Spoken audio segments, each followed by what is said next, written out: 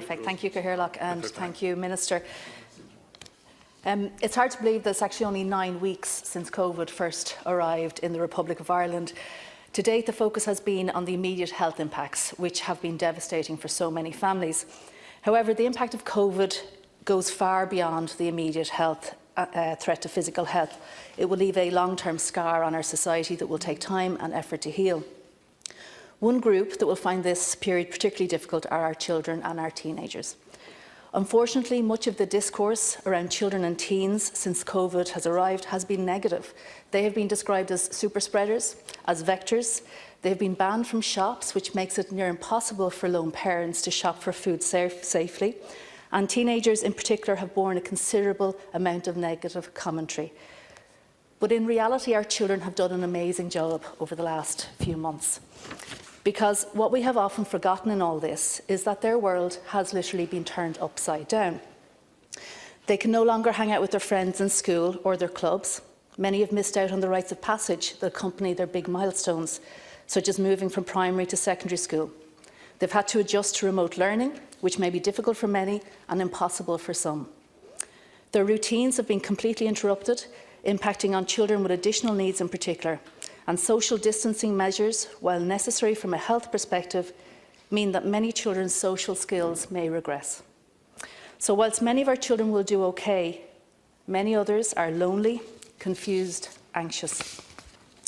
Some are experiencing digital poverty, some are facing issues of food poverty, and some will be isolated at home with their abusers. We really don't know what we're going to find when we finally get to open the door on homes all across the country. There are some certainties, though. Our children will need help to reintegrate. From an educational perspective, the usual summer slide, where the long summer breaks mean that children lose some of the skills they gained over the previous school year, that will be greatly increased. Our usual summer slide will now be supercharged into a COVID slide. This will disproportionately impact on children and young people who are already at a disadvantage, whether educationally or socially. The gap will widen, and unless this is addressed, some children will never be able to make up the time and the learning experiences that they have lost.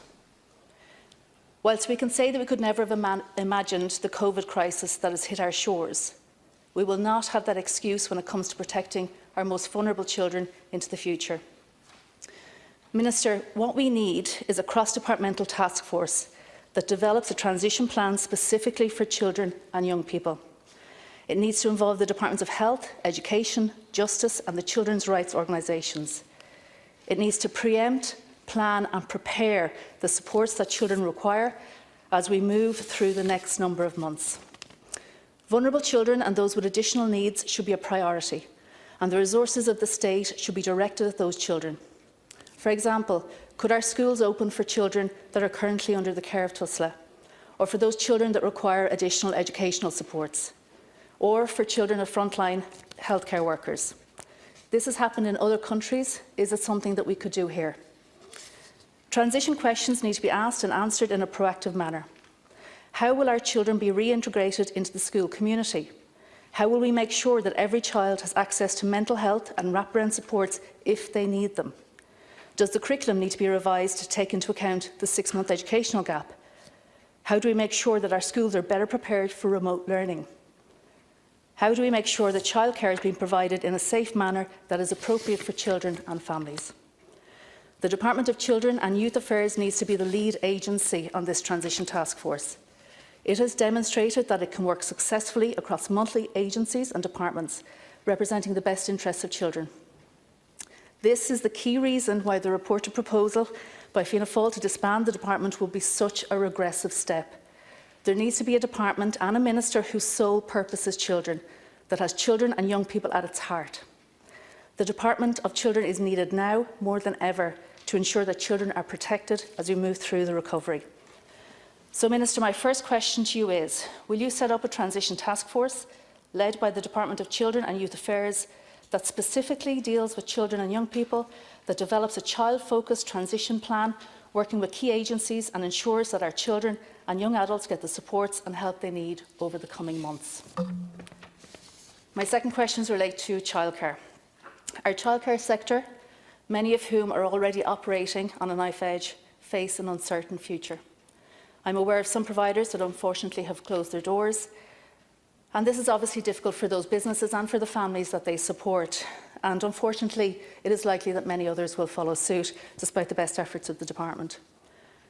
When our parents are in a position to rejoin the workforce, they will need to know that their children will have a place with their childcare provider. As a parent, I know how important it is when you find a carer that clicks with you and with your family. You would absolutely hate to give that person up, and it's very important for that continuity to continue. It is important for the department to consult and engage with the providers, listen to suggestions and make all efforts to ensure the sustainability of the sector. It is a key cog to restarting our economy, and it is a key cog for families and children.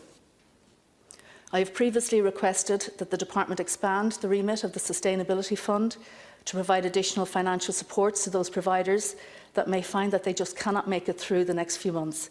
I would like to reiterate the importance of this additional support to providers and ask the Minister, could I have an update on my proposal to repurpose that fund to support at-risk childcare providers so that they can be there when parents go back and when they need them most.